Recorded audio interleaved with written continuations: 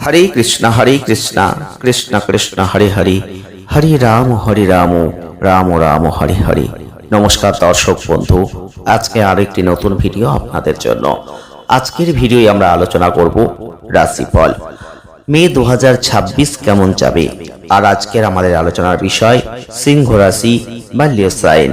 সিংহ রাশি বা লিও সাইনের জাতক বা জাতিকারা যারা আছেন, এই মে 2026 আপনাদের কর্ম, অর্থ, প্রেম, স্বাস্থ্য, বৈবাহিক এবং পারিবারিক জীবনে কি ফল আপনি পাবেন তার বিস্তারিত আলোচনা আজকের ভিডিওই থাকবে। ভিডিওটি প্রথম থেকে শেষ অবধি দেখবেন। যদি ভালো লাগে লাইক করবেন, শেয়ার করবেন আর চ্যানেলটিকে অবশ্যই সাবস্ক্রাইব করবেন। 2026 সালের মে মাসটা অবশ্যই আপনাদের জন্য রবি যথেষ্ট ভাগ্য এবং কর্মঘরে অবস্থান করার কারণে আপনি কিন্তু ভালো ফল লাভ করবেন। সিংহ রাশি লিও সাইনের জাতক বা জাতিকাদের ক্ষেত্রে রবি প্রথম দিকে উচ্চস্থানে, দ্বিতীয়ার্ধে তার দশম ঘরে পজিটিভ ফল নিয়ে থাকছে, যার ফলে একটা শুভ অবস্থান আপনি দেখতে পাবেন। এবং 11ই মের পর মঙ্গল আপনার ভাগ্য ঘরে প্রবেশ করবে, যেটা তুলনামূলকভাবে একটা ভালো অবস্থান। তবে ভাগ্য ঘরে মঙ্গলের গোচর শুভ হয় না, কিন্তু নিজের রাশিতে থাকলে সেখানে মিশ্র ফল কিন্তু দেবে। আর 11ই মের আগে মঙ্গলকে দুর্বল এবং এরপর থেকে একটা গড় ফল কিন্তু দেখা যাচ্ছে। বুধ 15ই মে পর্যন্ত আপনাদের ভাগ্য ঘরে থাকছে, এটা একটা শুভ অবস্থান কিন্তু নয়। কিন্তু 15ই মে থেকে 29শে মের মধ্যে বুধ আপনার দশম ঘরে থাকছে, যেটা একটা শুভ অবস্থান। 29শে মের পর লাভ ঘরে বুধের উপস্থিতি যথেষ্ট শুভ হবে। আর এইভাবে বুধ কিন্তু মাসের প্রথম দিকটাই আপনাদের ক্ষেত্রে মাঝারি বা দুর্বল ফল দেবে, মাসের দ্বিতীয়ার্ধে শুভ ফল দিতে পারে। বৃহস্পতি আপনাদের লাভ ঘরে এবং তার নিজের নক্ষত্রে অবস্থান করবে, আর এটাকে একটা অনুকূল পরিস্থিতি বলতে পারি। এই পরিস্থিতিতে বৃহস্পতি আপনাকে অত্যন্ত ভালো ফল দিতে চাইবে। শুক্র 14ই মে পর্যন্ত দশম ঘরে, যদিও দশম ঘরে শুক্রের গোচরকে শুভ মনে করা হচ্ছে না, তবে নিজের রাশিতে থাকলে শুক্র সাধারণত আপনাকে অনেক ভালো ফল দিতে পারে। একই সাথে 14ই মের পর শুক্র আপনাকে ভালো ফল দিতে চাইবে, সুতরাং আপনি আপনার যে শুক্রের কাছ থেকে মূলত ভালো ফল আশা করতে পারে। এছাড়াও শনি, রাহু, কেতু থেকে আপনি ভালো ফল পাবেন এটা আশা করবেন না, কারণ কিছু গ্রহগত অবস্থান কিন্তু শুভ ফল যেমন দেবে, কিছু খারাপ ফলও দেবে। একটু সতর্কতা অবলম্বন করবেন। আমরা বিস্তারিতভাবে আলোচনা করলে প্রথমেই কর্মকে দেখব। কর্মের দিক থেকে কর্মকারের অধিপতি শুক্র এই মাসে দশম একাদশ ঘরে গোচর করছে। এটাকে সাধারণত শুক্রের জন্য একটা অনুকূল অবস্থান হিসেবে দেখা হচ্ছে, তবে দশম ঘরে শুক্রের গোচর সাধারণত শুভ মনে করা হচ্ছে না। কিন্তু শুক্র তার নিজের রাশিতে থাকছে, অর্থাৎ দশম ঘরের অধিপতির দশম ঘরে উপস্থিতি শুভ হবে। অতএব শুক্র কিন্তু 14ই মের আগেও পরে কর্ম সংক্রান্ত বিষয়ে অনুকূল ফল দেবে।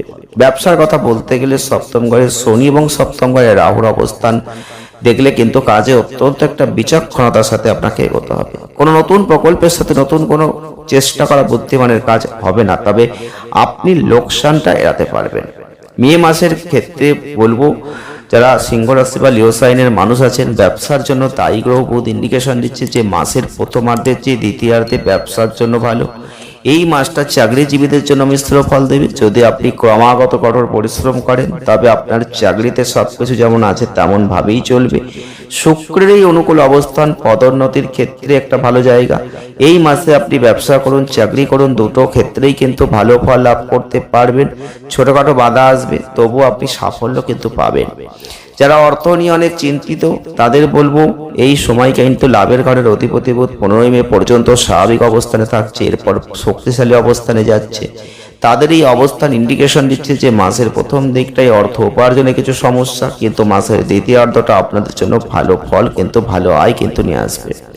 সম্পদের অধিপতি বৃহস্পতির অবস্থান ভালো, সুতরাং আপনার কঠোর পরিশ্রম অনুযায়ী এখান থেকে ভালো আয় করার একটা সম্ভাবনা থাকছে। আপনাদের জন্য সম্পদ লাভের ঘরের অধিপতি গ্রহ বুধ, তাই দুটো ক্ষেত্রেই ফলাফল একই হচ্ছে। সহজ কথায় মাসের দ্বিতীয়ার্ধ প্রথমের থেকে ভালো, তবে বুধ সাধারণত অবশ্যই সারা মাসটা জুড়ে আর্থিক জীবনে অনেক ভালো ফল দেওয়ার চেষ্টা করবে।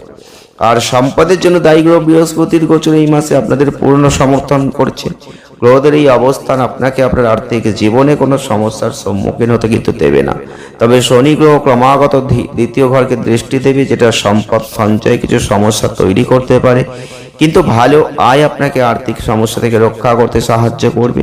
2026 সালের মে মাসের দিকটা যদি দেখি, আয়ের দিক থেকে এই মাসটা বেশ ভালো, সঞ্চয়ের দিক থেকে মাঝারি।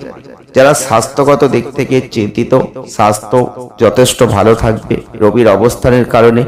মাসের প্রথম দিকটায় রবি উচ্চস্থ যেহেতু থাকছে, দ্বিতীয় ভাগে রবি দশম ঘরে, এই উভয় অবস্থানে সূর্যকে শক্তিশালী করছে, রোগ ব্যাধি থেকে আপনার স্বাস্থ্যকে রক্ষা করছে। তবে আপনার প্রথম ঘর ক্রমাগত রাহু কেতুর প্রভাবে থাকছে, তাই মাসটা তুলনামূলকভাবে ভালো, কিন্তু আপনাকে আপনার স্বাস্থ্যের বিষয়ে যে কোনো ধরনের অসতর্কতা পরিহার করতে হবে।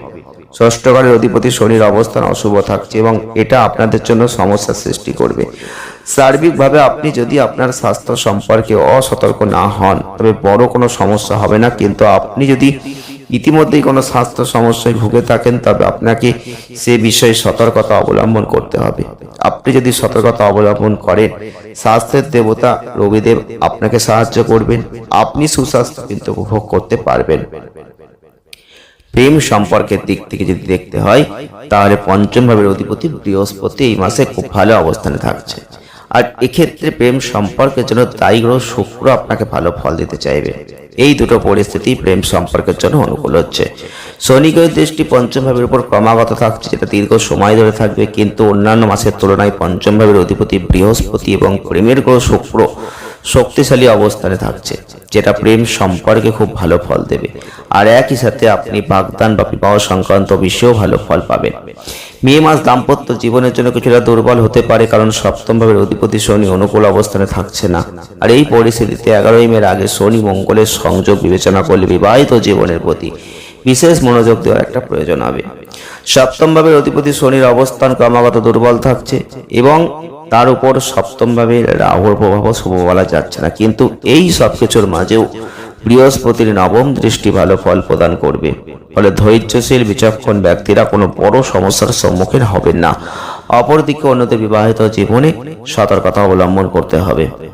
পারিবারিক জীবনের দিক থেকে আপনাদের দ্বিতীয় ভাবের অধিপতি বুধের অবস্থান মাসের প্রথমার্ধে স্বাভাবিক এবং দ্বিতীয়ার্ধে বেশ ভালো, যেটা আপনাকে সহায়তা করবে। তবে শনির দৃষ্টি দ্বিতীয় ভাবের উপর ক্রমাগত দীর্ঘ সময় ধরে থাকবে, তাই ছোটখাটো সমস্যা আসতেই থাকবে, কিন্তু বুধ আপনাকে বড় সমস্যা থেকে রক্ষা করতে সাহায্য করবে।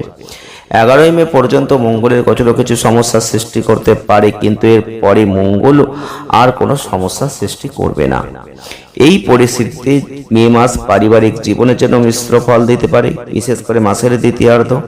2026 সালের মে মাসের দিক থেকে যদি দেখি, আপনাদের এই মঙ্গলের অবস্থান এই মাসে বিশেষ করে 11ই মের আগে পারিবারিক জীবনের জন্য খুব একটা অনুকূল নয়।